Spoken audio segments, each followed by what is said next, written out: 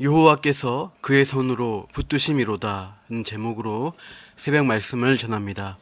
본문은 성도가 신앙을 지키며 신실하게 살아가는 모습을 길을 걸어가는 것으로 묘사합니다. 앞에 시편 37편 5절을 보시죠. 내 길을 여호와께 맡기라. 그를 의지하면 그가 이루신다고 합니다. 다음 23절 말씀 같이 읽어보시죠. 여호와께서 사람의 걸음을 정하시고 그의 길을 기뻐하시나니. 이렇게 길을 걸어가는 성도가 하나님을 의지하고 그의 인도를 받는 것에 대해 묘사합니다. 그러면 본문 23절에 나오는 길을 가는 이 사람은 어떤 종류의 사람일까요?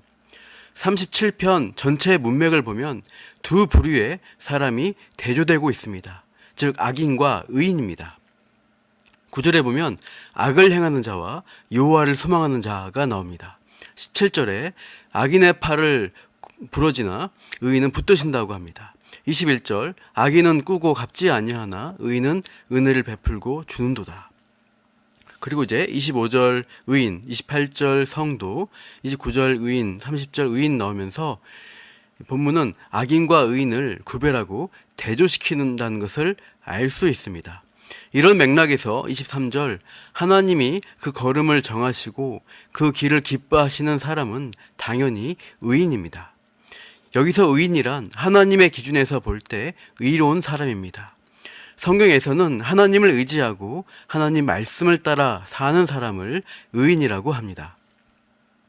그래서 31절에서 의인의 특징을 이렇게 묘사합니다. 그의 마음에는 하나님의 법이 있으니 그의 걸음은 실족함이 없으리로다. 마음에 하나님의 법이 있는 사람, 그런 의인은 실족하지 않는다고 합니다. 그런 의인에게 하나님은 6절을 참고하면 너의 의, 너의 공의를 정오의 빛같이 나타내신다고 합니다. 마치 찬송가 가사와 같습니다. 태산을 넘어 험곡에 가도 빛 가운데로 걸어가면 주께서 항상 지키시기로 약속한 말씀 변치 않네. 빛 가운데로 걸어가는 의인의 인생을 하나님이 살게 하십니다. 그런데 하나님 뜻대로 의롭게 살아가는 사람은 정말로 다 평탄하고 형통하기만 할까요? 아닙니다. 본 시편은 그렇지 않은 현실에 대해서 또한 알려주고 있습니다. 24절 보면 그는 넘어진다고 합니다. 하나님이 기뻐하시는 의인의 길을 가는데 문제가 발생하는 겁니다. 하나님이 인도하시는 길이고 믿음을 지키며 간 길인데 때론 순탄치가 않고 오히려 걸림돌에 걸려 넘어질 수도 있다는 겁니다. 32절 보시면 악인들이 걸림돌처럼 작용합니다. 악인이 의인을 넘어뜨리려고 엿보아 살해할 기회를 찾는 등 의인에 대해서 위협과 박해를 가합니다. 게다가 35절 보면 내가 악인의 큰 세력을 본즉 그 본래 땅에 서 있는 나뭇잎이 무성함과 같으나. 의인을 넘어뜨려 제거하려는데 이 악인은 오히려 자기 힘과 자기 꾀로 더욱더 승승장구한 것 같아 보입니다. 하나님 없이 자기 마음대로 살아도 큰 문제가 없어 보입니다.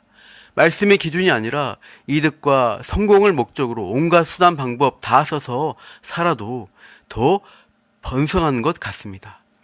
그런데 하나님 믿고 주일 성수하고 말씀에 순종하려고 애쓰는 성도, 선하고 정직하게 이웃을 섬기려고 애쓰고 예수님 이름 위에 손해까지 감수하는 성도의 삶이 때론 힘들고 어렵고 지치기도 합니다. 가정 내외적으로 아무 문제가 없지 않고 때론 큰 아픔을 안고 가야 할 때가 많습니다. 예수 믿으니까 더 잘되고 좋은 모습 보여야 하는데 더 잘 안 되고 그래서 부담스럽습니다.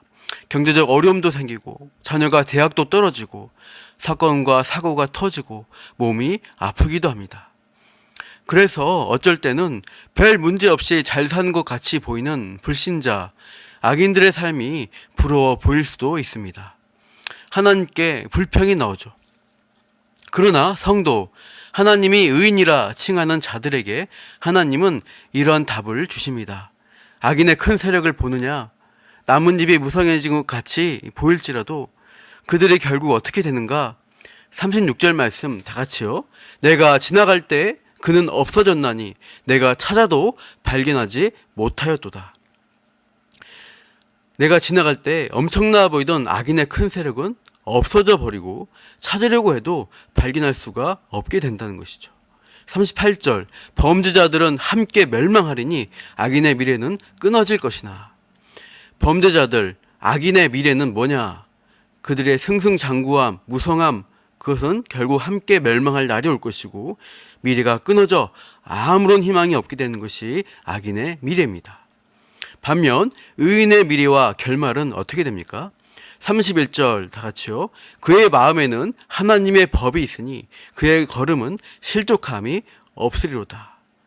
하나님의 법을 품고 살아가는 성도에게는 실족함이 없는 것입니다.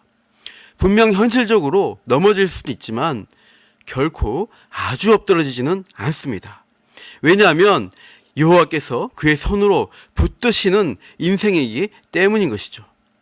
의인은, 성도는, 하나님의 백성은 넘어져도 하나님의 손 안에서 넘어지는 것뿐입니다.